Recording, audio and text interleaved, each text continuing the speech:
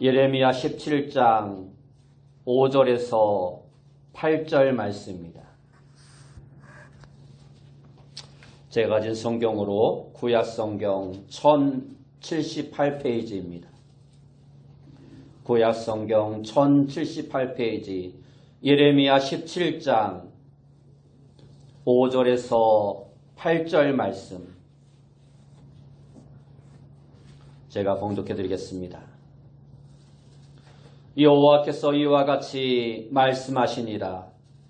무릇 사람을 믿으며 육신으로 그의 힘을 삼고 마음이 여호와에게서 떠난 그 사람은 저주를 받을 것이라. 그는 사막의 떨기나무 같아서 좋은 일이 오는 것을 보지 못하고 광야 건조한 곳, 건건한 땅, 사람이 살지 않는 땅에 살리라.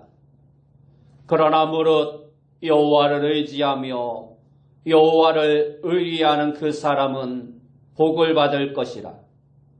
그는 물가에 심겨진 나무가 그 뿌리를 강변에 뻗치고 더위가 올지라도 두려워하지 아니하며 그 잎이 청정하며 가뭄 온해에도 걱정이 없고 결실이 그치지 아니함 같으리라. 아멘. 우리 옆에 분들과 인사합시다. 만나서 반갑습니다. 네, 다시 한번 인사합시다. 오늘도 큰 은혜 받읍시다. 오늘 우리가 읽은 말씀을 통해서 복받는 사람이라는 제목으로 함께 은혜의 말씀을 나누기 원합니다. 요즘 각 대학마다 지금 입시철이라 상위권 대학에서는 의과 대학이 많은 인기가 있다고 합니다. 세계적으로 유명한 의과 대학의 외과 교수가 강의 첫날 학생들에게 이렇게 말했습니다. 여러분은 의사가 되기 위해 이 학교에 입학하였습니다. 그런데 의사로서 가장 중요한 자질은 역겨운 냄새, 더러운 분비물, 썩은 고름에 익숙해야 합니다. 그리고 또 한 가지는 예민한 관찰력을 가지고 있어야 합니다 하고 말을 하였습니다. 그러면서 교수는 미리 준비해온 조그만 통을 교탁 위에 올려놓더니 뚜껑을 열었습니다. 그 통 안에는 더럽고 냄새나는 피고름이 가득 담겨 있었습니다. 그리고 교수는 손가락 하나를 그 통 속에 깊숙이 담갔다가 꺼내더니 아무 꺼리낌 없이 태연한 표정으로 그 손가락을 핥는 것이었습니다. 그러면서 교수는 학생들에게 이렇게 말했습니다. 여러분도 나처럼 할 수 있어야 내 강의를 들을 자격이 있습니다. 학생들은 단단히 마음을 먹고 한 사람씩 나와서 그 끔찍한 통 속에 손가락을 닮았다가 핥았습니다. 모든 학생들이 그렇게 다 통 속에 손가락을 놓고 핥은 후에 학생들의 가상한 행동을 바라보던 교수가 말을 하였습니다. 참으로 훌륭합니다. 여러분들의 첫 번째 자질은 매우 뛰어납니다. 축하합니다. 그러나 여러분들의 두 번째 자질은 아주 형편이 없습니다. 여러분 가운데 아무도 내가 핥은 손가락이 이 더러운 통 속에 담갔던 손가락이 아니고 다른 손가락이었다라는 것을 주의 깊게 관찰한 학생이 한 명도 없었습니다 하고 말을 하는 것이었습니다. 사람은 누구나 복을 받길 원합니다. 그래서 공부도 열심히 하고 좋은 직장에 들어가길 원하고 사업이 잘 되길 원하면서 끊임없이 노력하고 연구하고 돈을 모으고 저축하며 나눔을 통해서 선을 실천하고 하나님께 복을 달라 기도를 합니다. 그러나 그렇게 한다고 해서 누구나 다 복을 받는 것이 아닙니다. 인간의 평균 수명이 70년에서 80년이고 최근 의학의 발달과 건강식품의 발달로 100세 시대라고 말을 하기도 하지만 사실 인간의 수명이란 순간에 의해 결정되어질 때가 많습니다. 단 한 번의 실수나 실패로 인하여 한 사람의 인생이 평생 고생을 하기도 하고 심할 경우 대를 이어 고생을 할 때도 있고 또한 한순간의 잘못된 판단으로 말미암아 생을 마감할 때도 있습니다. 의학을 공부하는 학생들이 의사가 되기 위해서 고름 냄새에 익숙함은 물론 예민한 관찰력이 있어야 되는 것처럼 우리 성도들도 하나님의 축복을 받기 위해서는 잘 참고 잘 인내하는 동시에 예민한 영적인 관찰력과 분별력이 있어야 합니다. 오늘 본문의 말씀을 살펴보면서 하나님의 종이었던 예레미야를 통해서 들려주시는 하나님의 음성을 듣고 우리 모두가 이 어려운 시대 가운데 하나님의 사랑과 축복을 받아 누리는 귀한 성도들이 되기 위해서는 어떤 사람이 되어야 하는지 함께 살펴보길 원합니다. 첫 번째로 우리가 복받는 사람이 되기 위해서는 여호와께로, 다시 말해 하나님께로 돌아와야 합니다. 오늘 본문 5절 말씀에 보면 여호와께서 이와 같이 말씀하시니라. 무릇 사람을 믿으며 육신으로 그의 힘을 삼고 마음이 여호와에게서 떠난 그 사람은 저주를 받을 것이라 말씀하고 있습니다. 사람들 가운데 복이 아닌 저주를 받기를 원하는 사람은 아무도 없을 것입니다. 특별히 사람의 저주도 우리는 두려워하고 누군가가 우리를 저주하면 적지 않은 충격을 받지만 그보다 우리가 하나님의 저주를 받으면 그 인생은 불행하고 결국 망하고 마는 것입니다. 오늘 본문의 말씀을 자세히 보면 하나님의 저주를 받는 세 가지 내용을 말씀해 주고 있습니다. 첫째는 사람을 믿으면 저주를 받습니다. 우리의 믿음의 대상은 오직 한 분, 하나님뿐입니다. 사람이 절대 그 하나님의 자리를 대신할 수 없는 것입니다. 두 번째로는 육신으로 힘을 삼는 것입니다. 인간의 육신은 청년의 때 제일 강하다가 나이가 들수록 점점 더 약해집니다. 그러므로 젊어서 큰 힘을 쓰던 사람도 나이가 들면 다른 젊은 사람에게 지고 마는 것입니다. 이처럼 인간의 지혜나 건강이나 물질은 한순간뿐임을 우리는 알아야 합니다.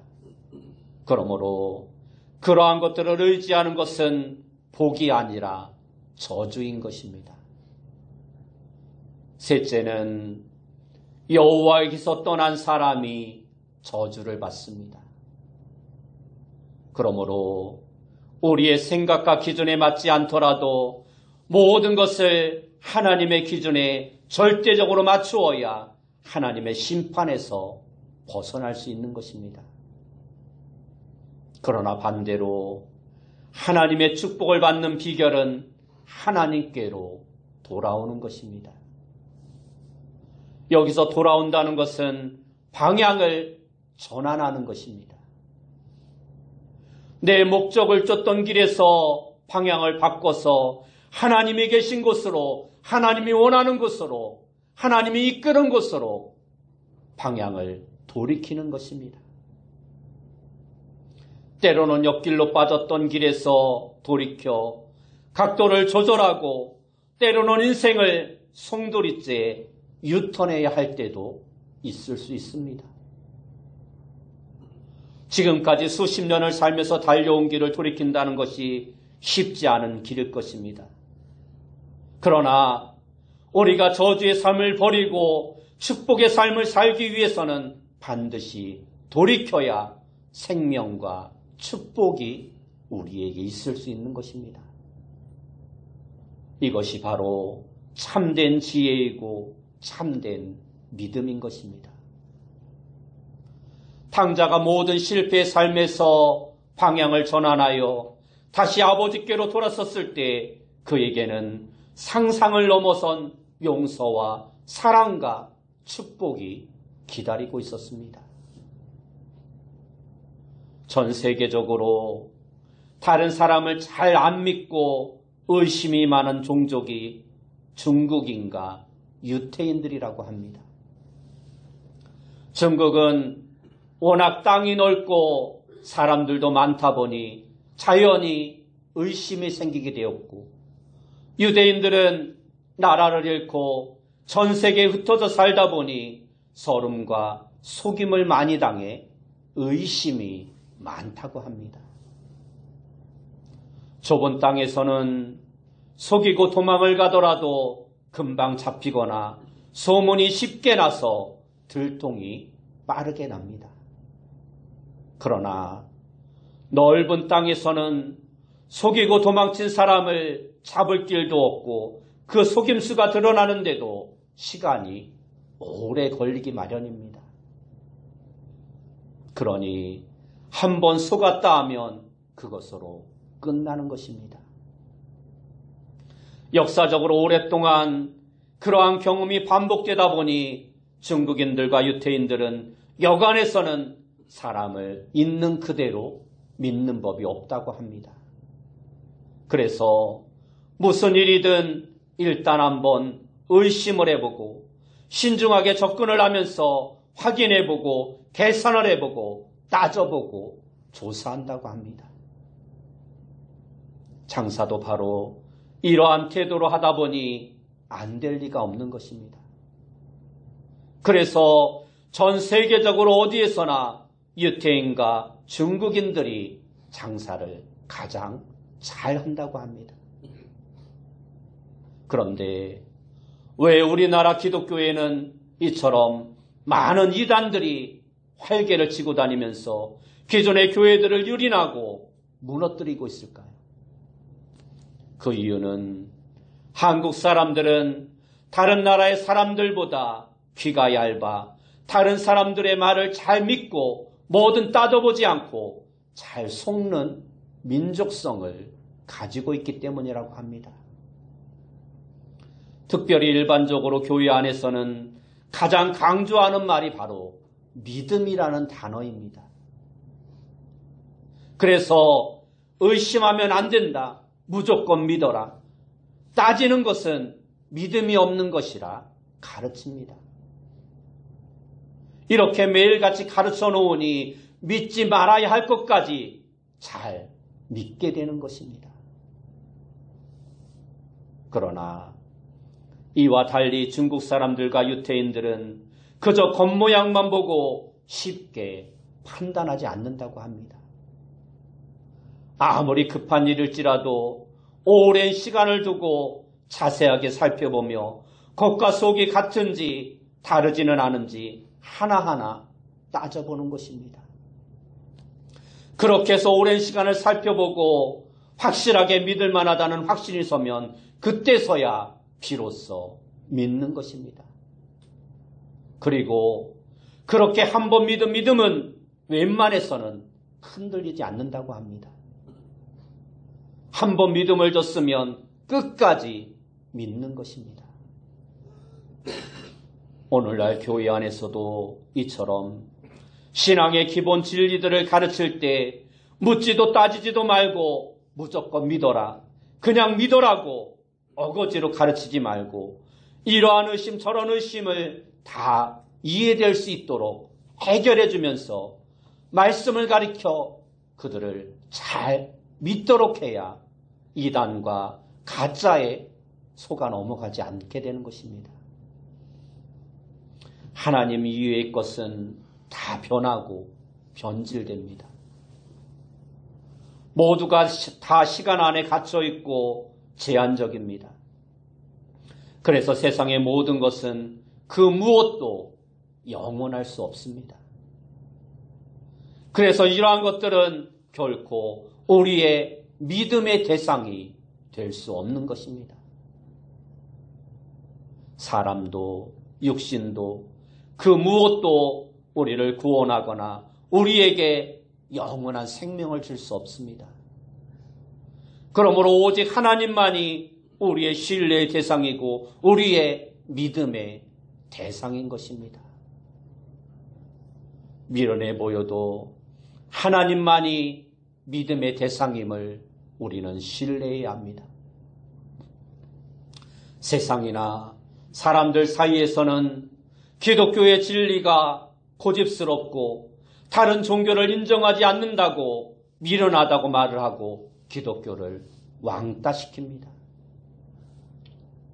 그러나 그럼에도 불구하고 진짜는 하나밖에 없는 것입니다.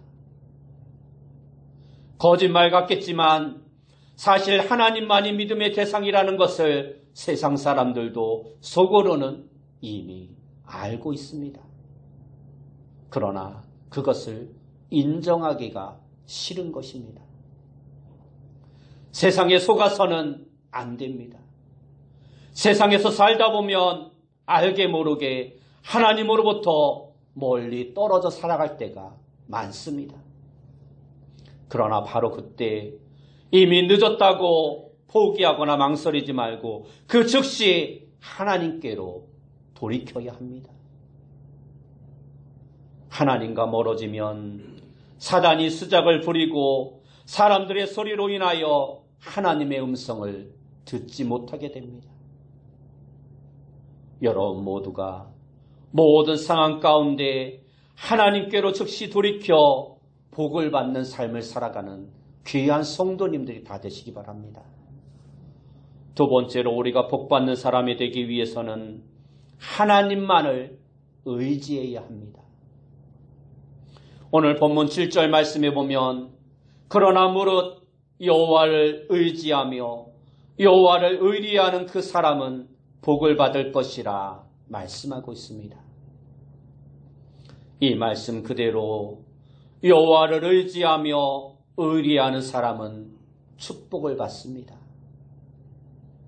여호와가 복의 근원임을 믿고 의지하여 복을 받게 되는 것입니다. 이것은 복받는 비결과 복받는 방법을 아는 것입니다. 어떠한 말씀이라도 여호와의 말씀에 복종하는 사람은 때가 되면 반드시 복을 받게 되어 있습니다.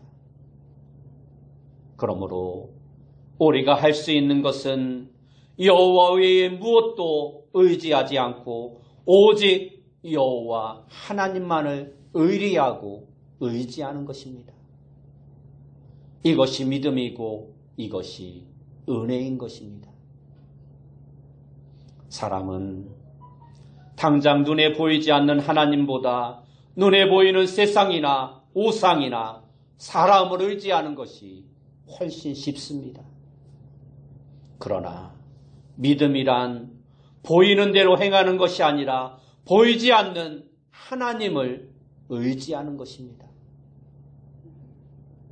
아브라함은 하나님을 믿고 순종하여 복을 받았습니다. 노아는 이 하나님을 믿고 120년 동안이나 산 꼭대기에서 사람들의 조롱과 비난을 무릅쓰고 방주를 만들어 구원을 받았습니다. 다니엘은 자기를 죽이려는 자들의 음모를 알고서도 이 하나님께 목숨을 걸고 기도하여 사자굴에서도 살아나와 최고의 총리가 되었습니다. 아무 것이나 이것저것 의지하는 것은 참된 믿음이 아닙니다. 세상 사람들은 아무거나 여러 가지를 믿다 보면 그 중에 한 가지라도 걸리겠지 하며 많은 아무거나 모든 것을 믿으라 말을 합니다. 그러나 그것은 잘못된 생각입니다. 어떠한 조건 속에서도 오직 한 분 하나님만 목숨 걸고 의지하는 것이 진정한 믿음입니다. 하나님의 길은 세상의 것을 포기하면 열리게 됩니다. 하나님의 지혜는 세상의 방법을 포기할 때 비로소 시작됩니다. 하나님은 우리가 포기하고 항복할 때 비로소 일하기 시작하십니다. 하나님이 포기하라고 하심은 우리를 망하게 하심이 아니라 흥하게 하심이며 우리의 것을 빼앗기 위함이 아니라 더 주기 위함이며 우리를 어렵게 하게 하심이 아니라 더 좋은 것을 우리에게 주시기 위함입니다. 부자이면서도 물질을 포기했다면 그 사람은 여전히 하나님이 기뻐하시는 부자이지만 가난해도 물질의 종으로 산다면 그 가난은 옳은 가난이 아닌 것입니다. 사실 사람은 누구나 다 욕심이 있습니다. 그래서 포기라는 것은 참으로 어려운 것입니다. 그러나 내 힘으로는 불가능하지만 하나님의 은혜로는 가능합니다. 더 좋은 것이 생기면 덜 좋은 것은 자연히 포기하듯이 주님이 더 좋으면 덜 좋은 세상은 저절로 포기하게 되는 것입니다. 더 큰 은혜, 더 깊은 은혜를 받으면 포기 안 하는 것이 오히려 더 어려운 것입니다. 그러므로 세상의 것을 포기하려 노력하지 마시고 포기되는 하나님의 더 큰 은혜를 구하는 여러분들이 되시기 바랍니다.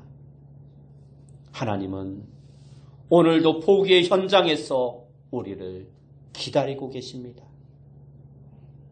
죽어야 살고 포기해야 얻는다는 단순한 진리를 마음에 품고 포기와의 전쟁을 위하여 성수로 나아가 엎드리시는 성도님들이 되시기 바랍니다. 우리에게 아무리 크고 많은 문제가 있더라도 그것은 주님 앞에는 아무 문제가 아닙니다. 오직 문제는 내 자신입니다. 그래도 포기하지 못하는, 그래도 엎드리지 못하는, 그래도 매달리지 못하는 그것이 바로 우리에게 있어서 가장 심각한 문제인 것입니다. 하나님이 일하시는 시간은 우리가 엎드리는 시간이며 하나님이 응답하시는 타이밍은 내가 포기하는 바로 그 순간임을 우리는 알아야 합니다. 내가 나의 길을 포기할 때 하나님은 나를 위한 당신의 계획을 시행하십니다. 그러나 내가 나의 길을 고집할 때는 하나님께서 일하실 수가 없는 것입니다. 예수님께서도 고향에서는 아무런 능력도 행하실 수 없었다라고 말씀하셨습니다. 그 이유는 예수님께 능력이 없어서가 아니라 사람들이 자신의 생각을 포기하지 않았기 때문입니다. 그들은 자신들이 가지고 있는, 자신들이 알고 있는 그 지식을 믿고 있었습니다. 그것이 다라고 생각하였습니다. 그러나 주님은 자신을 따르는 제자들에게 이렇게 말씀하셨습니다. 마가복음 8장 34절 말씀에 보면 무리와 제자들을 불러 이르시되 누구든지 나를 따라오려거든 자기를 부인하고 자기 십자가를 지고 나를 따를 것이니라. 우리가 주님을 따르기 위해서는 먼저 자기를 부인하는, 자기를 포기하는, 자기를 내려놓는 그 삶이 우선되어져야 하는 것입니다. 자기를 부인하는 것은 어렵습니다. 그러나 하나님은 결코 우리를 포기하지 않으시고 끈질기게 우리를 붙들어 주십니다. 하나님은 한 번도 우리를 포기하신 적이 없으십니다. 내가 나를 포기하는 그 순간에도 하나님은 우리를 포기하지 않고 끝까지 붙들고 계십니다. 이처럼 우리를 향하신 하나님의 포기하지 않으시는 그 사랑의 추적이 지금도 앞으로도 영원토록 계속될 것입니다. 신앙은 나와 세상적인 것을 의지하지 않고 모두 내려놓고 하나님만 의지하고 하나님만 의리하는 것입니다. 여러분 모두가 이처럼 하나님만 의지함으로써 하나님이 주시는 축복을 받아 누리는 귀한 성도님들이 다 되시기 바랍니다. 세 번째로 우리가 복받는 사람이 되기 위해서는 하나님의 축복을 받는 자가 되어야 합니다. 오늘 본문 8절 말씀에 보면 그는 물가에 심어진 나무가 그 뿌리를 강변에 뻗치고 더위가 올지라도 두려워하지 아니하며 그 잎이 청정하며 가뭄은 해에도 걱정이 없고 결실이 그치지 아니함 같으니라 하고 말씀하고 있습니다. 이 말씀은 우리가 잘 아는 시편 1편의 복받는 사람과 그 내용이 매우 비슷합니다. 복받는 사람은 뿌리도 든든하고 가지도 든든하고 잎도 청정하여 어떠한 가뭄에도 반드시 열매를 맺게 된다는 것입니다. 이처럼 하나님을 경외하며 순종하는 백성은 어떠한 어려움이 있더라도 어떠한 환난이 있더라도 반드시 하나님의 복을 누리게 된다는 것입니다.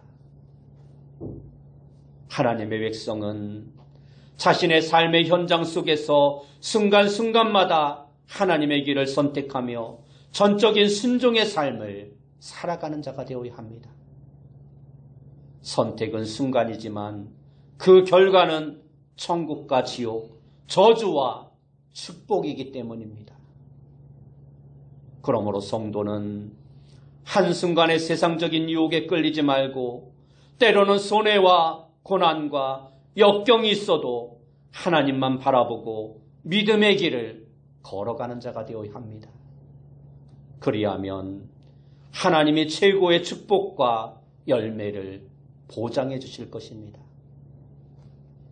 어떤 사람이 호와 여객선을 타고 세계 이곳저곳을 여행하게 되었습니다.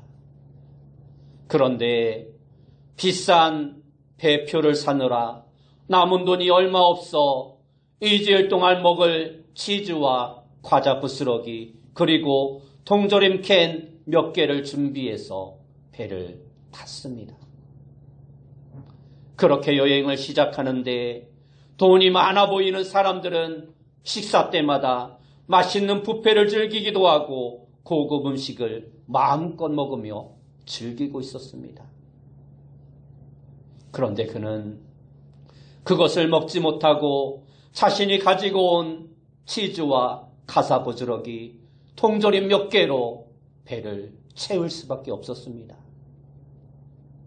배가 목적지에 도착한 후 선장이 한 사람 한 사람 인사를 합니다. 행복한 여행이 되셨는지요? 하고 그 사람에게 묻습니다. 그러다 이야기를 합니다. 네, 좋은 구경을 하기는 했습니다. 그런데 돈이 모자라서 치즈 조각과 가사 부스러기, 캔 몇 개로 식사를 하느라 배가 많이 고팠습니다. 그러자 선장은 깜짝 놀라며 안타까운 표정으로 그에게 말을 합니다. 아니, 이 배 안의 모든 뷔페와 엄청난 음식들이 이미 당신이 산 그 배값에 다 포함되어 있음을 알지 못했단 말입니까? 그렇습니다. 지금도 얼마나 많은 사람들이 어리석은 이 사람처럼 자신이 마땅히 누려야 할 풍성한 삶을 누리지 못하며 살아가고 있는지 모릅니다. 요한복음 10장 10절의 말씀을 보면 예수님께서는 자신이 오신 목적을 이렇게 말씀하셨습니다. 내가 온 것은 양으로 생명을 얻게 하고 더 풍성히 얻게 하려는 것이라. 그렇습니다. 예수님이 오신 목적은 우리로 생명을 얻게 하고 더 풍성한 것을 누리게 하시기 위함이라 말씀하셨습니다. 솔로몬이 인철번제를 드린 후에 하나님께서는 그에게 내가 너에게 무엇을 줄고 말씀하셨습니다. 이때 솔로몬은 백성을 재판하고 백성을 잘 섬기기 위해서 지혜를 달라 하나님께 요구했습니다. 하나님은 그러한 솔로몬이 구한 것을 기쁘게 여기시고 그에게 그가 구한 지혜뿐만 아니라 그가 구하지 아니한 부귀 영화까지도 덤으로 더하여 축복해 주셨습니다. 이것이 바로 하나님의 마음인 것입니다. 이처럼 우리 하나님은 더하여 주시는 풍성하신 분이십니다. 이처럼 우리는 우리를 축복하시는 하나님을 믿고 그 말씀에 순종하는 삶을 살아가면 되는 것입니다. 믿으면 되는 것입니다.